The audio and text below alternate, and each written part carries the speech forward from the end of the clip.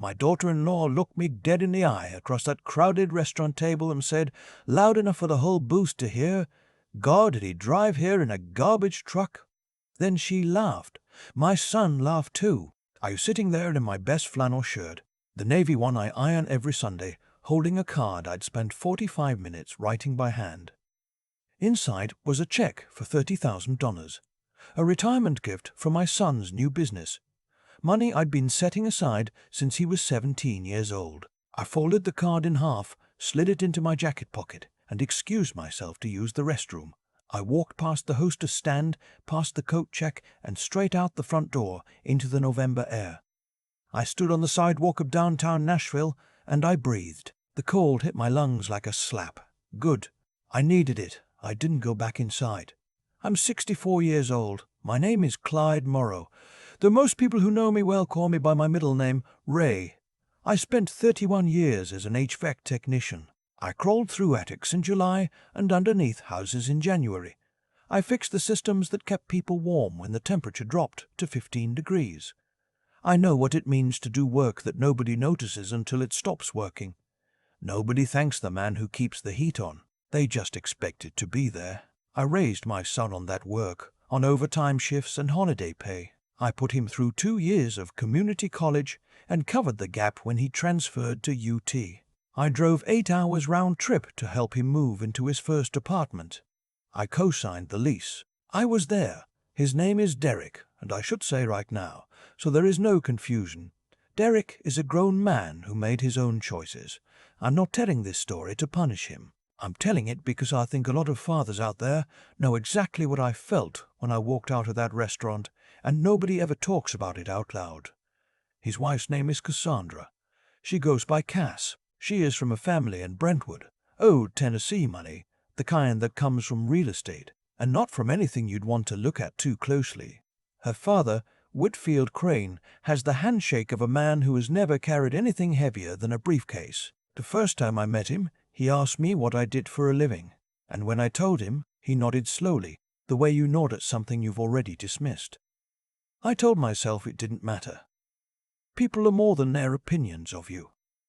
I believed that for 2 years. The restaurant incident was a Tuesday in November. Derek had called me the week before, excited, talking fast, the way he used to when he was a kid, and something good had happened. He and Cass were opening a wellness studio in East Nashville. Yoga, infrared saunas, that kind of thing. He needed startup capital, and he wanted me to be his first investor. "Not a loan, Dad," he said. "A real investment. I want you to be part of this." I was proud of him. I still am, in a complicated way that I don't have a clean word for.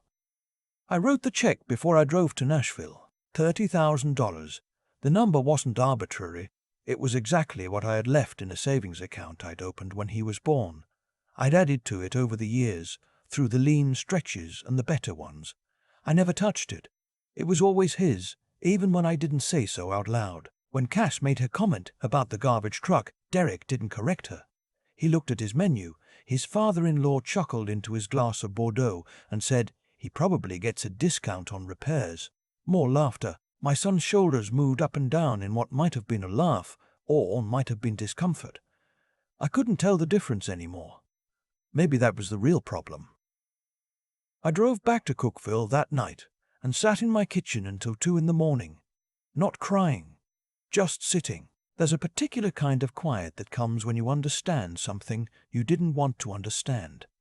It settles over you like weather. I called my sister the next morning. She's the only person I talk to about things that matter. She listened for a long time, and then she said, "Ray, what are you going to do about it?" I said, "I don't know yet." She said, "Well, figure it out, because doing nothing is still a decision." She was right. She always is. What I did first was practical. I called my financial advisor, and I moved the $30,000 back into my main account. Then I started making some other calls. Quiet calls. The kind you make when you want information and you don't want anyone to know you're asking. I have a friend named George who spent 20 years as a CPA before he retired. We play cards on the second Friday of every month. I called George on a Wednesday and asked him if he knew anything about Whitfield Crane's real estate holdings. George is the kind of man who knows things and doesn't ask why you're asking. He called me back on Thursday. Your son's father-in-law, George said, is in a significant amount of trouble. The short version, Whitfield Crane had been over-leveraged for years. 3 commercial properties in Franklin and Brentwood, all mortgaged to the hilt, all losing tenants since the market shifted. He had a line of credit with a regional bank that was nearly maxed. The family's lifestyle, the Brentwood house, the lake house in Hendersonville, the cars, the club memberships, all of it was running on borrowed air. He needs a cash infusion, George said, badly, and he needs it from someone who won't ask hard questions. I sat with that for a minute. How bad? I asked. If rates don't come down and he doesn't restructure by spring, George said, he's looking at some very uncomfortable conversations with some very unpleasant people. I thanked him and hung up. I thought about Derek, about the investment opportunity, about the timing of suddenly wanting me involved, about Cass laughing at my flannel shirts while her family was quietly drowning. I gave myself a week to make sure I wasn't reacting out of hurt. That's a thing I learned from my wife before she passed. She used to say, "Ray, sit with it before you swing at it." She was the wisest person I ever knew. I sat with it. At the end of the week, I was still sitting in the same place. The hurt had settled into something cleaner. Clarity. I called Derek and told him I was sorry I'd left dinner abruptly. Said my stomach had been giving me trouble. He accepted that easily, which told me something. He didn't push.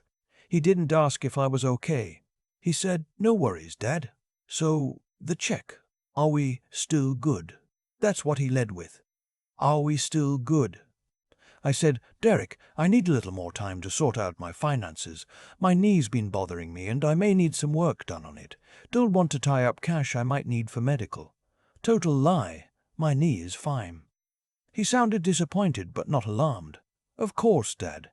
Take care of yourself. Let me know when things settle down." We hung up. 2 weeks later, my phone rang on a Sunday morning. It was Cass. She never called me directly. We communicated mostly through Derek, the way people communicate through an embassy when they don't share a language. Her voice was warm in a way that felt like a costume. "Ray, I just wanted to apologize about dinner. I'd had 2 glasses of wine and I have a terrible sense of humor when I'm relaxed. You know how it is." I said I understood. She said, "Derek really values your support. This studio is going to be something special. I know it's a big ask, but we just want you to be part of it. Family should build together, right?" There was something in the way she said family that made the word feel hollow, like a box that looks like a gift but has nothing inside. I said, "Cass, I appreciate you calling. Let me talk to Derek this week." She said, "Of course. And Ray, we'd love for you to come down for Thanksgiving. It would mean a lot to Derek." After we hung up, I called George again. "Is there a way," I asked, "to purchase someone's debt?" George was quiet for a moment. "Distressed debt? Yes. If the bank wants to offload it, you can sometimes buy the note at a discount. You'd need an attorney." I had an attorney. His name is Felix Drummond. He's been my attorney for 20 years, and he is the most patient man I have ever encountered. I called him Monday morning. "This is unusual," Felix said, "but not unheard of. Let me make some inquiries. What I want to be clear about is this. I am not a wealthy man by the standards of the people my son married into. I have a paid-off house, a reasonable retirement account, the savings I'd built over 3 decades of work, and a 2019 Silverado with 80,000 miles on it. I am comfortable in the way that careful people who live within their means become comfortable. I don't have a lake house. I don't have a club membership. What I have is real. And apparently that was enough to buy Whitfield Crane's debt at 60 cents on the dollar. Felix handled the transaction over 3 weeks. The bank was, as George predicted, eager to move the liability off their books. I used $180,000 from my retirement account, a number that genuinely hurt to move, the kind of hurt that makes your chest tight. But Felix walked me through the math, and the math made sense. I now held the promissory note on 2 of Whitfield's most vulnerable properties. Not the house, not the lake house, just 2 commercial buildings in Franklin whose mortgages were 3 months behind. I didn't tell anyone. Not my sister, not George, not Derek. I drove to Nashville for Thanksgiving. The dinner was at Whitfield and his wife Pamela's house in Brentwood. The kind of house that announces itself before you even ring the doorbell. Circular drive, stone facade, a front door wide enough to park my truck in. Inside, everything was tasteful and cold, the way expensive things often are. Cass was gracious. She hugged me at the door and told me I looked well. Whitfield poured me a bourbon and walked me through the living room like I was a visitor at a museum. He pointed out a painting he'd bought in Charleston. He told me about a golf trip he was taking to Scotland in the spring. Derek seemed easy, relaxed. He had his wife's family's ease in him now, the way you absorb the temperature of a room when you've been in it long enough. At dinner, Whitfield raised a glass to new ventures and old friends, and looked at me with the practiced warmth of a man who's sold things his whole life. I raised my glass. I smiled. I said, to family. After dinner, when Derek and I were in the kitchen alone for a moment, loading the dishwasher the way we'd done 10,000 times when he was growing up, he put his hand on my shoulder. Dad, I'm really glad you came. I know it's been a little weird between us. I want it to be good. I looked at him. My boy, 41 years old, grey coming in at his temples, wearing a cashmere sweater that probably cost $400. It is good, I said. Let me ask you something, though. He waited. The studio. Whose idea was that really? Yours or Cass's? He was quiet for a moment. Ours. It was ours together. And the funding you're looking for? How much total are you trying to raise? He named a number. $250,000. He said Whitfield was contributing a portion, that they had a couple of other investors, and that my $30,000 would close the gap. I said, Derek, has Whitfield put his money in yet? He nodded. He committed to $100,000. I did the math in my head. Whitfield didn't have $100,000 of free capital, not without selling something or borrowing it from somewhere else, which meant either Derek didn't know the truth about his father-in-law's finances, or he did know and was choosing not to see it. I looked at my son, and I tried to figure out which one was more frightening. I drove home that night, instead of staying over like Cass had offered. I told them I had an early thing Friday morning. In the car, somewhere around Murfreesboro, I called my sister on the Bluetooth. She answered on the second ring. How was it? She asked. Educational, I said. She waited. I think Whitfield is going to ask Derek and Cass for money soon, I said. I think the business plan for the studio might actually be a way to pull resources, not grow them. She was quiet for a long time. Then she said, Ray, what did you do? I bought his debt, I said. She said a word I won't repeat. Then she said, when? 3 weeks ago. Does Derek know? No. Are you going to tell him? I stared at the highway ahead of me, the white lines coming and going in the dark. Not yet, I said. I want to see how far this goes. December came. Derek called twice, both times circling back to the investment. The urgency had increased. He mentioned a lease they needed to sign by the end of the year, a contractor deposit that couldn't wait. The language was becoming more pressured, the gentle squeeze of a timeline used to close a deal. I kept telling him my knee situation was still unresolved. I told him the holidays were expensive, and I didn't want to make big financial moves in Q4. I told him I loved him, and I'd have an answer in January. Then, the week before Christmas, Felix called. Whitfield Crane's attorney reached out, he said.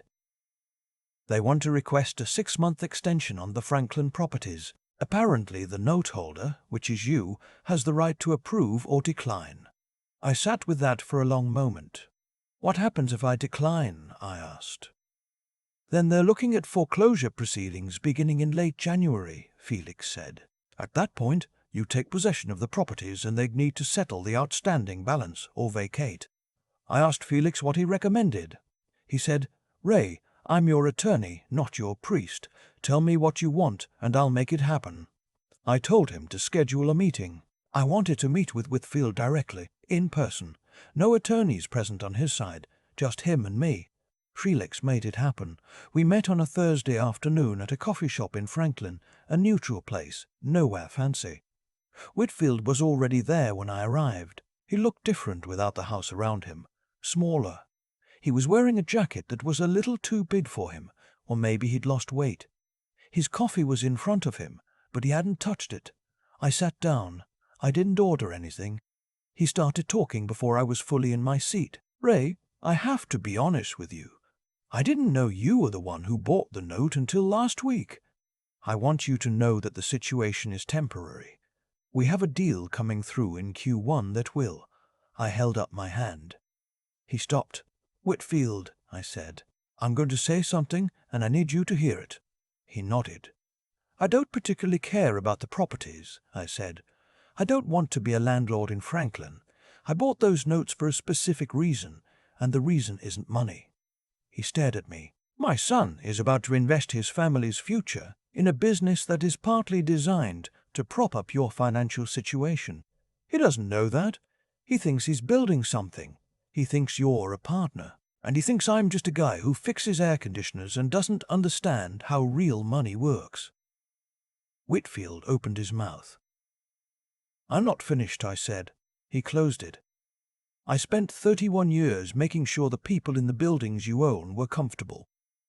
I know what real work feels like. I know what it means to sign your name on something you actually intend to pay back. And I know, based on what I've had Felix research over the past 2 months, that you have been running a lifestyle you cannot sustain and asking other people to underwrite it." His face had gone a particular shade of grey. "Here is what is going to happen," I said. "You're going to have a conversation with Derek, a real one. You're going to tell him the truth about where your finances actually stand. You are going to do it before January 15th, and you are going to encourage him to slow down on the studio plan until he has done his own due diligence." Whitfield said, "And if I do that?" "I'll extend the notes," I said. 12 months. No foreclosure. We restructure current terms, and you have a year to get your house in order. And if I don't?" I looked at him. "Then I do what any creditor would do. I follow the legal process. And Derek finds out the truth anyway, just under much worse circumstances, and with your name attached to the cause." Whitfield looked at his untouched coffee. For a long moment he didn't say anything. Then he said, quietly, "He's going to be angry at me." "Probably," I said, "but he'll be angrier if he finds out you let him sink $30,000 into a hole you dug." He nodded slowly. "What about Cass?" "That's between you and your daughter," I said. "That's not my business." I pushed back my chair and stood up. "January 15th, Whitfield. I'll be waiting for Felix's call." I walked out into the December air. My truck was parked 2 blocks down. I walked slowly because I'm 64 and my actual knee does ache in the cold, even if I wasn't going to admit that to Derek. The storefronts were decorated for Christmas. A hardware store had a little tree in the window with blinking lights. I stopped and looked at it for a minute. I thought about all the Christmases I'd spent as the only adult in the house. After Derek's mother died and it was just the 2 of us, I thought about the year he was 11 and I worked Christmas Eve installing a furnace in a house in Sparta, so he'd have money for the gifts he'd asked for. I thought about driving home at midnight in the snow and stopping at a gas station to buy a cup of terrible coffee. Just sitting there in the parking lot, exhausted and glad to be alive and grateful in a way that had nothing to do with money. I got in my truck and drove home. January 9th. Felix called. Whitfield has spoken to Derek. The conversation had apparently been long and difficult. Derek had called Cass, who had called her mother, who had called Whitfield, and the whole thing had unraveled the way these things do when the truth finally gets oxygen. Derek called me on a Saturday morning. He didn't say hello. He just said, "Dad." "Did you know about Whitfield's finances?" I said. "I had some concerns." Silence. "For how long?" "Since October," I said. More silence. "Then why didn't you tell me?" "Because I needed to be sure," I said, "and because I needed to see what was happening before I could know what to do about it." "I feel like an idiot," he said. His voice had something cracked in it. "You're not an idiot," I said. "You trusted people you loved. That's not stupidity. That's faith." He was quiet for a long time. I could hear him breathing. Finally he said, Dad, the 30,000 you never— It's still there, I said. I never sent it. He let out a long breath. I was going to use it to fill the gap in Whitfield's investment. I didn't know he wasn't going to actually. He stopped. I'm sorry. I know you are, I said. I should have laughed when she said that thing about the garbage truck. I should have stood up for you. I've thought about it 100 times. I know that too, I said. We didn't have a long, dramatic conversation. We didn't need one. He asked if he could come up in February. Just the two of us, like we used to do in the winter. Drive up to the Cumberland Plateau, walk around, eat bad diner food, talk about nothing and everything. I said yes. Cass and Derek are still together. I don't know what the future of their marriage looks like, and that's not mine to predict. She called me in late January, and the apology she offered was real enough that I accepted it. Whether she meant it the way I received it, I can't say. But I'm 64 years old, and I've learned that some things you accept not because they're fully earned, but because carrying the alternative is heavier than you want to carry. Whitfield signed the restructured note through Felix. He's working through his situation with a financial consultant now. I don't want his properties. I just wanted my son back, the man I hired to take over the HVAC business when I retired. I'd been grooming him for 3 years. A young man named Bert from Crossville, 29 years old, showed up every morning before anyone else, never complained. Learned every system we touched. I signed the final paperwork transferring majority ownership to Bert in March. I'd offered him a payment plan structured over 7 years, affordable for a young man starting out. His hands were shaking when he signed. Mine was steady. I drove home from that signing, and I sat on my back porch with a cup of coffee. The property backs up to a tree line, and in the early morning you can hear the birds before you see them. It was the kind of quiet I'd been waiting for without knowing I was waiting for it. I thought about all the years I spent crawling through other people's attics, all the heat I kept running, all the times I did the work that nobody noticed. Here's what I know.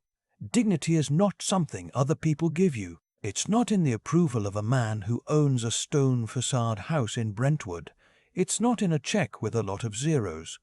It's in the 31 years of mornings when you got up and did the thing that needed to be done and didn't ask anyone to applaud you for it. My son called me last week. He's taken a job managing logistics for a distribution company downtown. The studio plan is on hold, possibly permanently. He sounds different on the phone, more like himself. He told me he'd been thinking about those winters when it was just us. He said he remembered the year I worked Christmas Eve, that he knew even at 11 years old that I had done it for him and that he'd never said thank you. I told him he just did. If you're a father listening to this, or a son, or anyone who has ever been looked at by the people you love and felt like you came up short, I want you to hear something. The ones who matter, they come back around. And the ones who don't, you learn to release with less anger than you expected. Because you can't harvest a field that isn't yours anymore. You can only tend what you're still responsible for. I'm 64 years old. I smell like coffee and engine oil, and sometimes like the pine trees behind my house. I have never once been ashamed of a single day's work, and I am exactly where I'm supposed to be.